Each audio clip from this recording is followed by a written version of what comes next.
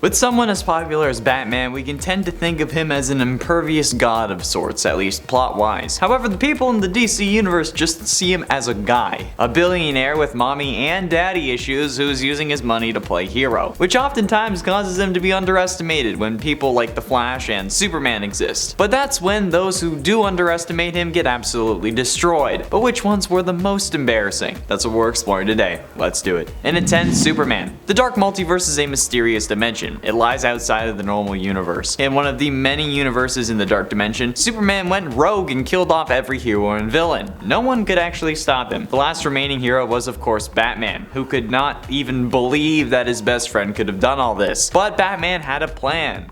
Fail-safe. Surprise. He had studied Doomsday's body and created a virus that could turn himself into a version. Batman then became Doomsday, killed Superman, and then decided to spread this virus all over the earth, turning everyone into a form of Doomsday, which not only humiliates Superman but also kind of embarrasses Batman himself. I mean, like, he probably went nuts because of the whole like he was part Doomsday thing, but still. And at 9, Kalibak. Batman had gone toe-to-toe with the New Gods on 2 occasions prior to the New 52, in Comic Odyssey and Final Crisis respectively, but this time he came with a vengeance. In the wake of Damian Wayne's death in the finale of Batman Inc., Bruce happens upon Ra's al Ghul's attempt to resurrect his son in a Lazarus pit, along with his former lover Talia. He prevents the head of the demon from bringing them back to life, as they would emerge as Raz's servants. But before they can actually stop Damian's body from being resurrected, his body gets snatched, and his dead son is ripped from Batman's grasp. And then this guy heads back to Apokolips. This leads Batman to deploy the Hellbat armor and venture all the way to Apokolips to retrieve his son, and in the process ends up fighting Darkseid and Kalibak, the Lord of Apocalypse's faithful son. In at 8, White Martians. Grant Morrison's Justice League run features the world falling under attack from the villainous White Martians, and it's up to the Justice League, obviously, to stop them. Also, like in the cartoons version of this story, the decisive blow is finally dealt by Batman, who is so badly underestimated by the White Martians because he lacks the superpowers of his fellow teammates. The White Martians managed to capture all of the Justice League and assumed that Batman was killed when they shot down the Batwing. However, the Dark Knight had survived the wreckage because of his plot armor and deduced that they were just as susceptible to fire as Martian Manhunter, due to the fact that they didn't come near his burning plane. Batman swoops in, sets everything on fire like a pointy-eared human torch, and saves his teammates. Another lesson in why you should never underestimate him, which reminds me of when Oliver Queen shot all the Dominators with their own gun in the Invasion crossover on the CW after escaping Dreamworld,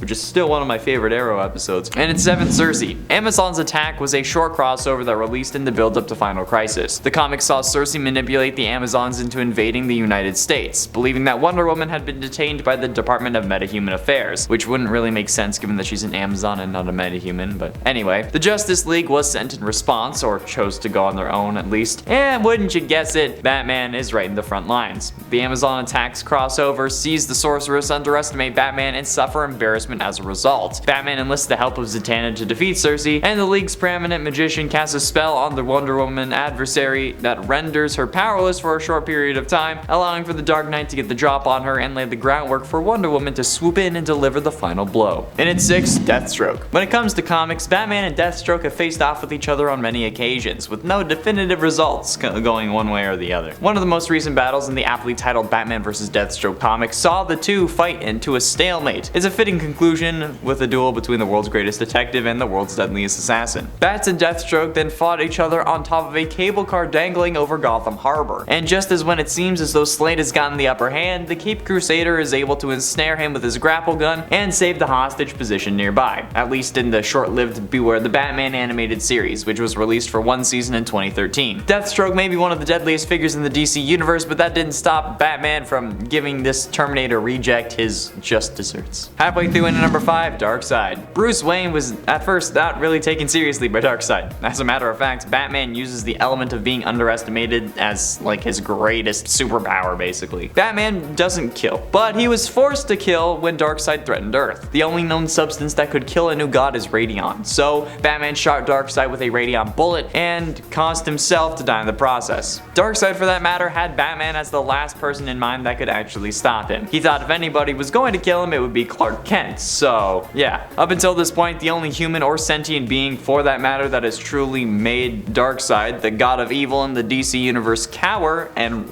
run away is Batman. In it for Reverse Flash. A pride point for basically all speedsters, especially evil speedsters, is how fast they can move, how they're faster than a speeding bullet, and how they're basically impossible to hit. So imagine our surprise when Reverse Flash ends up getting popped in the head by none other than Thomas Wayne in the Flashpoint timeline, so that Barry Allen could access enough Speed Force to save the world and bring his son back. And while this apparently killed Thawne, that was far from it. Thawne actually started vibrating as fast as he could to slow the destruction of his brain. This actually gave Thawne more time to try and avoid death, or to try and find a way to do so, and gave him the ability to hold quite the grudge. Humiliated by getting killed by Batman of all people, Thawne sets out to be even worse than usual, even ripping up the letter that Thomas Wayne gave to Barry to give to Bruce. The only contact that Bruce has had with his parents since they died. The only contact with a living version, which is absolutely brutal. Batman was like ugly crying, and ooh, it was not pretty. Getting close to the end into number 3, the Riddler. Batman Universe is an absolute gem of a comic.